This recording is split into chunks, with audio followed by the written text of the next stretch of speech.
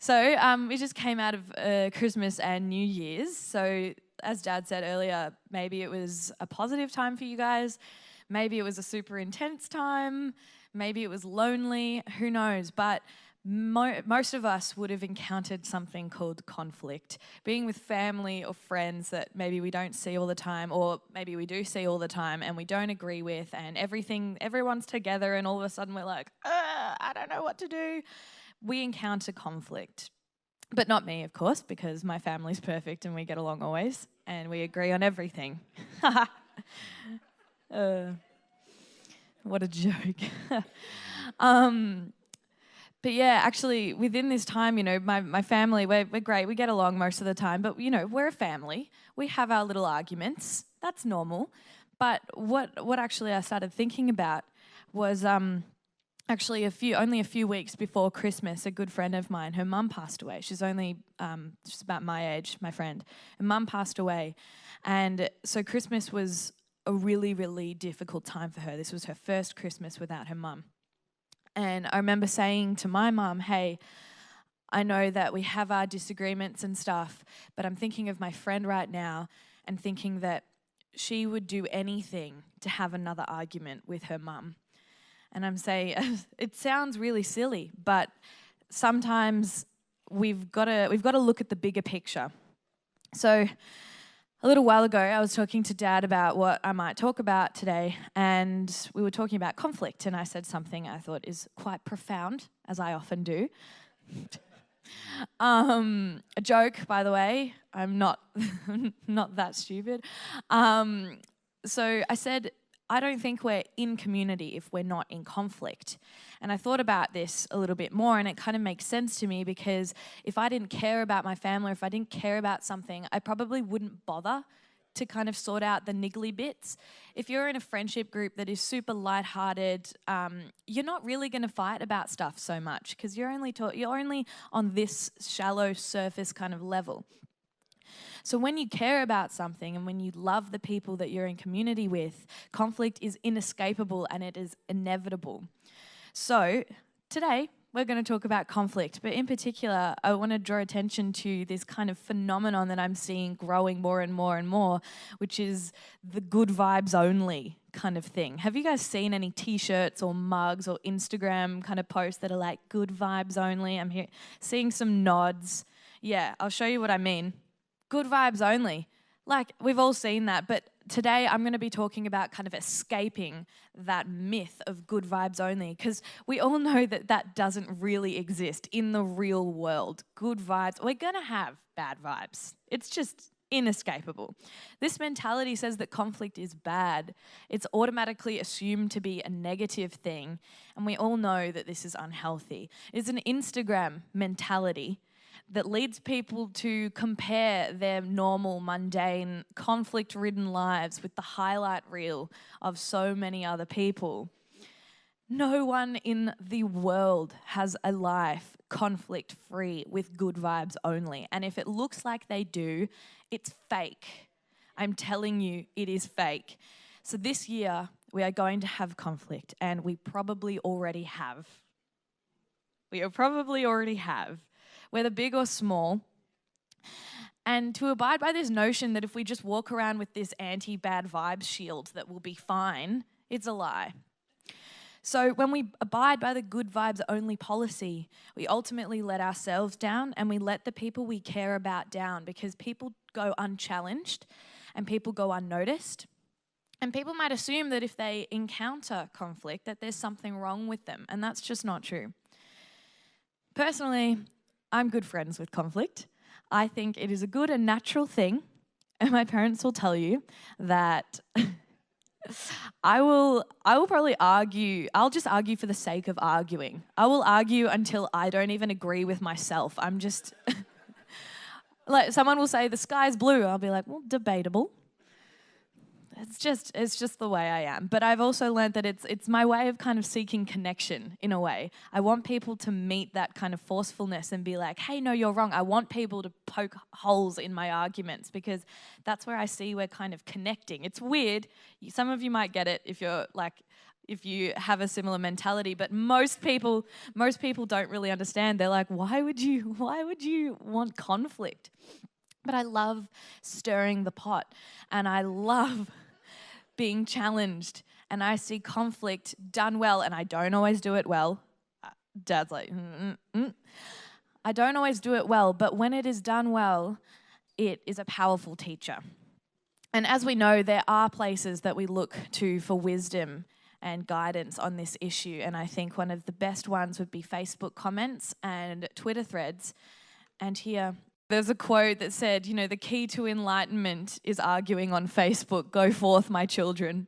I just love it so much. I feel like there are so many people on my dad's Facebook that's their mantra. It's amazing. Obviously, that's a joke. Please don't do that. But now that we've had some giggles, let's take a look at conflict in the Bible. I'd like you to turn to Acts 15, if you have your Bibles there or your phones, because this is the 21st century. So here we have, in Acts 15, we have one conflict that's sorted out pretty well and one not so well. We have a great divide here between the Jewish Christians and the Gentile Christians. Because let's not forget that the church in Christianity is well acquainted with conflict. I learnt just yesterday that between the 5 main streams of Christianity, you've got Roman Catholic, Eastern Orthodox, Oriental Orthodox, Anglican, and Protestant. Within those 5 streams, there are over 30 to 40,000 denominations within that. I don't know about you, but I was so shocked. I mean, not shocked, but also shocked. Because what I figured was that a lot of these denominations are splitting out in schisms over really, really tiny and minor issues. It's not even arguing about big stuff. It's just, I kind of disagree with that, so let's make a new denomination. Which is really, it's sad, but that's the way it is. So, Paul and Barnabas here are trying to resolve a conflict, and it's over whether or not circumcision is necessary for salvation. It's not really our biggest issue today, but here it seems to be a massive issue, and it was a major barrier to Gentile Christians wanting to become adopted into the faith, because they really liked the idea of monotheism, so one God, but they didn't really dig the circumcision bit. So here we have men who came from Judea, and the Pharisees were saying, well, you got to get circumcised or you can't be a Christian. And versus Paul and Barnabas, who are saying, I don't think it's really necessary. Let's not put a barrier in the way. So they have a council. Apostles and disciples gather together and discuss it, and they came to a conclusion. So we're going to read that. We're going to go from verses 8 to 10. So God, who knows the heart, acknowledged them by giving them the Holy Spirit just as he did to us, and made no distinction between us and them, purifying their hearts by faith. Now, therefore, why do you test God by putting a yoke on the neck of the disciples, which neither our fathers nor we were able to bear? So basically, James, one of the leaders of the church at Jerusalem, resolved this conflict. After listening to both sides, he concluded that we should not trouble those of the Gentiles who turn to God. So this is basically where that term, don't be a stumbling block, comes from, is saying, stop putting legalistic religious barriers in the way of anyone who wants to know about the faith. Stop putting unnecessary things in the way of people who want to know about the faith. So this is an example of conflict done really well in the Bible. But later on in that exact same chapter is an example of conflict done not so well. We're going to read from Acts 15:36 to 41. Then, after some days, Paul said to Barnabas, let us now go back and visit our brethren in every city where we have preached the word of the Lord, and see how they are doing. Now Barnabas was determined to take with them John called Mark. But Paul insisted that they should not take with them the one who had departed from them in Pamphylia, and had not gone with them to the work. Then the contention became so sharp that they parted from one another. And so Barnabas took Mark and sailed to Cyprus, but Paul chose Silas and departed, being commended by the brethren to the grace of God. This is pretty sad when you see that conflict was so sharp that it ended a friendship. They departed ways. So there's no denying that conflict can cause immense damage. It can and has broken families. It can and has broken marriages, friendships, and on a larger international scale starts major conflicts and wars. But when it is dealt with healthily, it can be an incredible teacher and everyone can grow and benefit from it. Practically, it's hard to know how we actually deal with conflict because I would argue that it is not something that we think about too often in this day and age. I guess I'm mainly speaking for myself and for my generation. I think we have really adopted, or we are becoming more and more likely to adopt, this good vibes only mentality. So we don't actually know how we deal with conflict. So that's what I'm kind of going to force everyone to do today, is think about how we deal with conflict. So right now, I'm going to ask some really polarizing questions, just for fun, and I like conflict. So I want you to raise your hand if you agree with my statement. Do you get what we're doing? Awesome, 2 of you. So number 1, pineapple belongs on pizza. I'm judging everyone with their hands down. Number 2, the toothpaste tube should be squeezed in the middle. There are so many more people, you just don't want to admit it. You're like, I don't do that, but I do. Number 3, when you go to the bathroom, folding is better than scrunching. Oh, that's weird. I disagree. Number 4, I'd rather watch cricket than football. Also, you're wrong. Hands up for neither, they're boring. There we go. Last night, almost everyone put their hands up. I was like, wow, we are not the sportiest church, are we? Dogs are better than cats. It's not a question, it's just a statement. Wow. Yeah, okay. But basically, yeah, I know. Basically, what you can see from that is a lot of that was actually based on opinion, and often 2 people can be right and wrong at the same time, depending on a lot of variables. So I want you to consider conflict as an iceberg. The issue you're dealing with is most likely only 5% of what's actually happening underneath. You've got your personality, your emotions, your interests, self-perceptions and self-esteem, your hidden expectations or unresolved issues from the past. And often, I'm speaking for myself, but I'm sure you can relate, when I have a conflict with someone and I can take it quite personally, but that says more about me than it does about them. When I get annoyed at someone for saying something, it has much more to do with my personality, how I'm feeling, and my issues from the past often than it does about them. So my question is, can you identify a conflict in your life right now, big or small, external or internal, and locate what exactly is dictating how you react to it? Yeah. Is it your personality, your emotions, etc., etc.? What part of your iceberg is really maneuvering your conflict? We're going to have a look at something called the Thomas Killman model. It's been used a lot in different workplaces to kind of show people where they're at when they're dealing with conflict.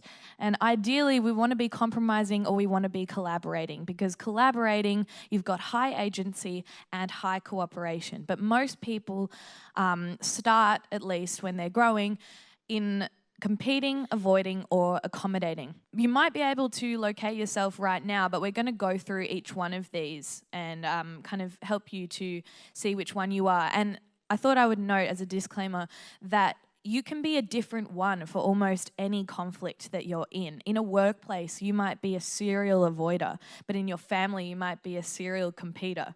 I'm not talking from experience or anything, but that's an example. So avoidance, we've got, these are the classic no bad vibes people. Everything is awesome. You've got a conflict. Okay, see ya.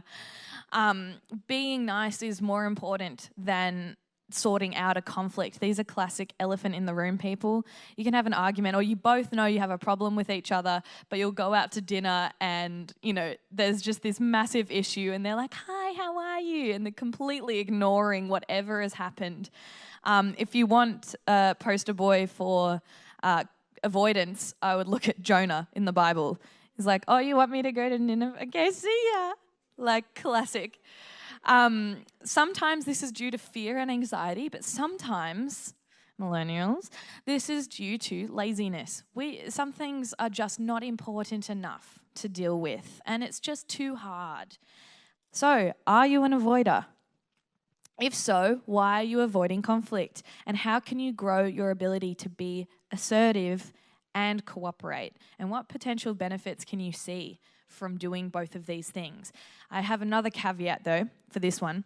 Sometimes when it comes to things like Facebook comments, which I learnt the hard way, avoidance is your best bet. Not necessarily when you're in close community with someone, some things need to be sorted out. But if you're not really close with someone and you're having a conflict and neither of you are going to learn or benefit from sorting it out, just let it go. Honestly, I learned this the hard way. A lot of us learn this the hard way. You just need to let it go. Some people will not cooperate, and sometimes it's you, and you will not cooperate. I had an example of this when about 2 years ago, I went to Mayu Sukumaran's art exhibition in Sydney. And there was a little news coverage, and it ended up on Facebook, and I did the mistake of looking at those comments and reading them, and there was a whole bunch of uneducated, stupid, wrong people who were just and they're wrong. And and they were saying, oh, why would you glorify these drug smugglers and all this blah, blah, blah. And they don't know what they're talking about. And I jumped on there and started replying to comments. Yeah, I did it.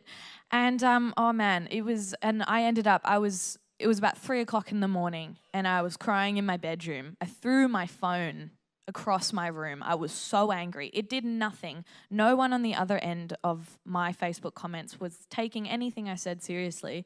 And I wasn't taking anything they said seriously either, to be fair. Neither of us were gaining anything from this kind of interaction. And so sometimes, even though it hurts and it's really close to home, we need to let it go. So are there conflicts that you need to walk away from? And how will you do this while remaining assertive and cooperative? Next, we're going to have a look at accommodation. So with accommodation, you're super high on the cooperation scale, but super low on the assertiveness scale. These are the kind of people that will let a beautiful dog sit on them like that. Let's be real though, you don't have to be an accommodator for that to happen. I love that dog's face. He's so cute. And if you like cats more, you're wrong. That cat deserves to be sat on. Just kidding, not kidding. So these are the kind of people where you get like a pizza and they don't like pineapple on pizza, but they're not going to say anything. They're just going to be like, yeah, I love pineapple on pizza. And they just lie to make people happy because they don't want to deal with conflict. And I dare say a lot of women in the Bible were accommodators, but I also think this is not because that's who they actually were. I think because of the society at the time, if they were anything but accommodators, they would be homeless and they have no agency whatsoever. So not really their fault. But a friend of mine actually, last year, we went to uni together, we did theology together, but this was also a kind of course that was like, it was like spiritual, what's the word? Spiritual direction, in a way. Kind of deciding how our spiritual life is going to function in the world. So it's theology and kind of that thing as well. And I don't know how to speak. And anyway, my friend was like a very high accommodator. She was very, very cooperative, very, very low on the assertiveness scale. And I was the complete opposite. So I'm very high on the assertive agency scale, relatively low on the cooperation scale. And we got together and we were kind of like, look, we're going to balance each other out. I'm going to try and be more cooperative and she's going to try and be more assertive. And because actually I didn't know, but when we first met, she said she was quite intimidated by me. And that made me laugh because I don't mean to do that ever. But later on when we became friends, she said, oh yeah, you really scared me. I thought you were just trying to pick fights all the time. And I was like, I'm not. That was my way of thinking, oh my gosh, we're connecting, we're having banter. And she was like, no, you scared me. I was like, so sorry. But basically I said something and it struck a nerve and she stood up to me. And I didn't get mad. I was happy. I was like, oh, wow. And we went out and got lunch. I was like, I'm so proud of you. She fully stood up for herself and she was being assertive. She wasn't accommodating anymore. She's like, no, you're my friend. I'm going to tell you that was not okay. And she stood up to me and it was amazing. So yay for that friend. She's not an accommodator anymore. She's a compromiser and a collaborator. And I'm getting there. I'd like to say something else about accommodators is that sometimes they can go so long accommodating and doing everything and never speaking up for themselves, and then one thing will be the straw that broke the camel's back and they will flip. And instead of growing high in agency and cooperation, they just go straight high assertiveness and no cooperation. They're suddenly like, I do everything around here. I'm the backbone of this family. And everyone's like, but you put your hand up for that. You never said otherwise. So if you are an accommodator, please don't switch completely. Please grow your agency, but stay cooperative. So, are you an accommodator? And if you are, how can you remain assertive? How can you become assertive while remaining cooperative? Next, we're going to have a look at competitors, high agency and low cooperation. I'm pretty much Buzz Lightyear. I'm just like, yeah, conflict everywhere, and I enjoy it quite often. I don't really like the difficult stuff so much, but I'll pick a fight just for fun, and I will compete with you. I won't agree with myself, but I'm just going to argue because I think it's fun. But competing is assertive and uncooperative, and it's a power-oriented mode. Competing might mean standing up for yourself or defending a position that you believe is correct, or you might just be trying to win. It's a very might is right kind of mentality. It's like, I like pineapple on pizza, so that's what we're getting. Too bad for you. You can pick it off if you want. I have been guilty of this. I'm trying to get more cooperative. And I've also learned that competitors are quite high at reacting. They're huge reactors, and there's a difference between responding and reacting. So responding is centered and thought through, and reacting is gut instinct and overly emotional, and it usually doesn't end very well. Have you noticed? But have a think to yourself, am I a competitor in conflict? And if so, how can you become more cooperative whilst keeping your agency? You don't want to become an avoider or an accommodator. You want to stay high on the agency side of things. So ideally, like I said before, we want to be a compromiser or we want to be a collaborator. A compromiser would be, hey, you get half pineapple on the pizza and I'll get half no pineapple. Therefore, we have both of what we want. But to collaborate in a way would be to make something entirely new, using both of your skill set and making up for each other's weaknesses. Let's get together and make an entirely new pizza that we both like. I just love pizza, can you tell? But you're taking advantage of what you both are good at, and you kind of cover for each other's weaknesses. That's collaborating. And that's something that is really important when we're coming into a year all about togetherness. I think our slogan is connect, collaborate, celebrate. So you connect first, and when you connect with people on a close, intimate level, there will be conflict. There's another C word for you. Connect, conflict, collaborate. So then you collaborate, you get over it, you work together, and then you celebrate. You eat the pizza and you enjoy it, and you're thinking, oh my gosh, this pizza would have been so much worse if neither of us were involved. That's kind of where you want to get to, is collaborating together, made this experience so much better, and it would be lacking if one of us weren't here. I love this quote. Whenever you're in conflict with someone, one factor that can make the difference between damaging your relationship and deepening your relationship, the factor is attitude. Attitude is a huge thing when it comes to conflict. If you're coming into it thinking, I just want to beat this person and I want to get my way, not really going to deepen your relationship, most likely. But if you come into it thinking, all right, I don't agree with everything, they don't agree with everything, but what can we build upon? That factor is attitude. And when you come into a conflict with that attitude, it's much more likely that you're going to compromise or collaborate. So, another thing that we're going to talk about is inner conflict.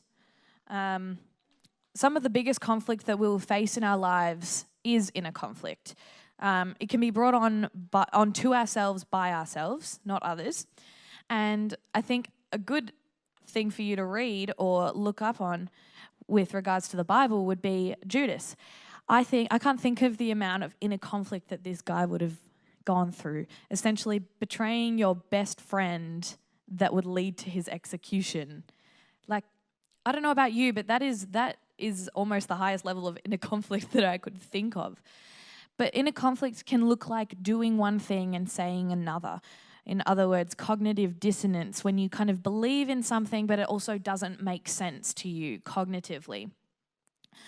It could be making New Year's resolutions like, I'm going to go to yoga, but then not actually trying or changing your behavior to actually do that at all, just like that meme up there. The meme's for my millennial fans, unless you're an adult that likes memes, and that's for you too. But it's difficult when you believe in something, but your behaviors don't actually add up. So are you dealing with some inner conflict? And I think everyone is, and if you think you're not, you're probably avoiding it. But if you're avoiding it, try and locate it. And how can you make your actions align more with your beliefs, or your beliefs align more with your actions? And how can you not let your inner conflict negatively affect the way you deal with external conflict? Something that I have been dealing with recently, maybe over the past few months, is a conflict that revolves around the way I deal with conflict. It's like conflictception. So I've had the privilege of hanging out with a few people that I really, really disagree with on so many levels, which, as you can imagine, is difficult for me and my personality type. And everything within me, I'm going to be honest, everything within me, my gut instinct to react is to just undermine them, to argue, tell them why they're wrong. And that's not healthy, and that's not nice. That's not a good way to deal with conflict. What I should actually be doing is listening to them, trying to understand, and responding and collaborating. But that's not what I always do. I think quite recently there have been some people that I mentioned before that I get annoyed at because they're judging other people. And then I get on an even higher horse and think, well, I'm judging you because you're judging. And that's... It's the same thing. It's just from a different angle. So that's an example of an inner conflict that I'm working through. So here is some more reasons why conflict is such a powerful teacher when you make friends with it. Conflict helps you actively develop patience. Any parents? Yes. Conflict helps you see more clearly the intentions of another person and develop deeper insight and compassion for them. You know, it's so much easier to compete with someone and argue with someone when you don't have compassion for them. When you have compassion, when you've actively drawn upon your well of inner loving kindness for this person, it is a lot harder to just compete and want to undermine them. You want to understand where they're coming from. Conflict reveals your own areas of vulnerability and insecurity.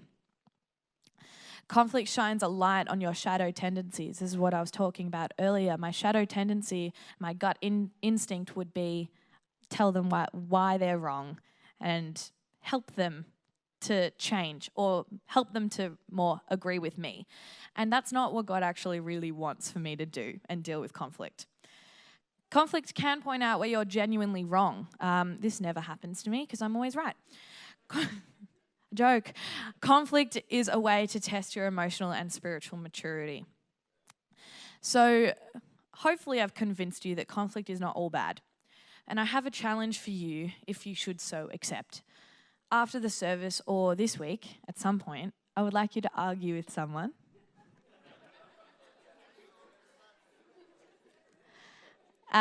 It can be something small, like the pineapple on pizza thing. Nothing big. You could just say, hey, I'm practicing healthy conflict. Let's have a debate. So just practice and try and be comfortable with the because it's not always comfortable, but try and be comfortable with it. Make friends with it, and notice how you could see yourself responding by avoiding, accommodating, or competing. And notice how you could better compromise or better collaborate. And also take notice of your conflict iceberg, how your emotions and inner conflicts interact with external conflict. What is driving the way you respond to this right now? And notice how, when it is done well, conflict is so much better and so much more rewarding than good vibes only. Because, let's be real, vibes are not always good, but they are real. And we want to be a community of real people. I don't know about you, but I want to be a community of real, authentic people so that when the vibes are actually good, they are good. And we're not just ignoring things. And it's because we have worked hard and worked through all the tough conflict to get there. Amen? Sick. Let's pray. Hey God, thank you for the gift of conflict. Help us to become more collaborative as we actively engage in building an authentic community that serves you. Amen. Make it so.